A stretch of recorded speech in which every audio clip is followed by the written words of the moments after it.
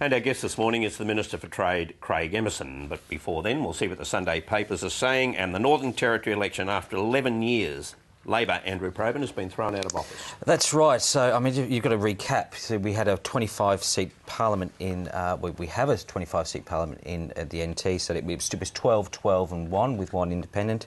And it's the situation now, as the ABC computer is predicting it, is that the CLP will pick up 15, the ALP 9, and the single independent will be there as well. So I think it's a 6% swing.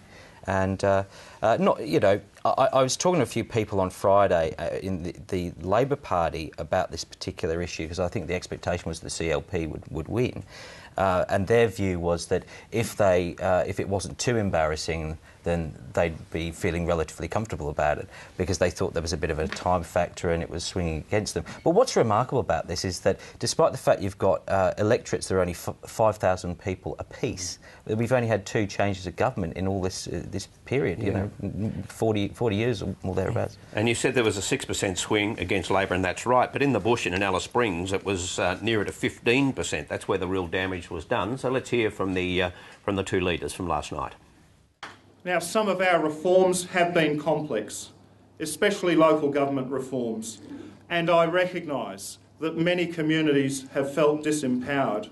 And these reforms came on top of the federal intervention that angered and disillusioned so many Indigenous people right across the Territory. I would deliberately like to pause and acknowledge all those that are remote from Darwin. We in Darwin tonight are thinking of you and your families, the hard work that you do out in the bush. We respect you, how difficult it has been. We have heard you and we are here to support you.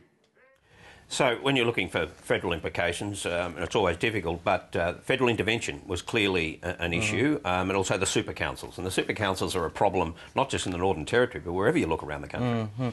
And also the Labor Party, I think, was trying to use the influence, what's happening in Queensland with Campbell Newman for them. You know, Paul Henderson was saying that Terry Mills and his government would do what the CLP have done what the Newman government has done, and that is effectively take the axe to the public service. And the public service is a big issue in the NT. But it, I don't think it was quite enough. And are you going to look at the papers now, aren't you? Because I love the headline on the Sunday Territorian. They're Terry's toweling, which is just wonderful, but it's not quite as good as why I stuck a cracker up my clacker, which was from a few weeks back with the NT News. The NT News has got quite a reputation for headlines. David. We love the NT News. Media Watch, we loved it. Speculation that the Coalition might be considering raising HEX fees to gain some revenue. Yes, the Sunday Telegraph this morning, jumping forward to the next federal election, and flying a kite about the possibility of not just raising HEX fees, but perhaps more importantly, putting a cap back on the number of students that go to university. Sam Maiden in the Sunday Telegraph, she doesn't name any sources, but she's talking here of a possible 25% increase being contemplated by the Coalition at the moment. All, of course, in order to save the part of, a tiny sliver of, the enormous amount of money that an incoming Abbott government would have to save in order to move ahead with its policies.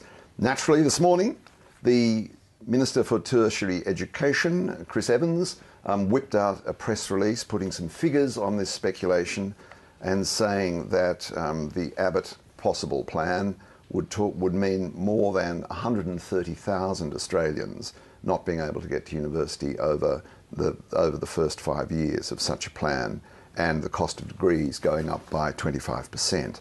But there are no sources for this. This is flying a kite. This is seeing how the policy might run with the public. OK, and Jacqueline, in the military, women are not taking up the invitation to fight on the front line, apparently. Yeah, obviously we've had a lot of stories recently about women in the military, and one of them sort of, more recently, the ban on women in frontline roles was lifted a few months ago, I think, but it seems that not that many women so far are interested. Only 3 women apparently have signed up or have expressed interest in becoming Navy clearance divers. So the military is going to respond by opening frontline roles to women on a sort of probationary period, so you can do kind of work experience or try before you buy kind of stuff. They probably heard try before you die. That's why they're knocking it back.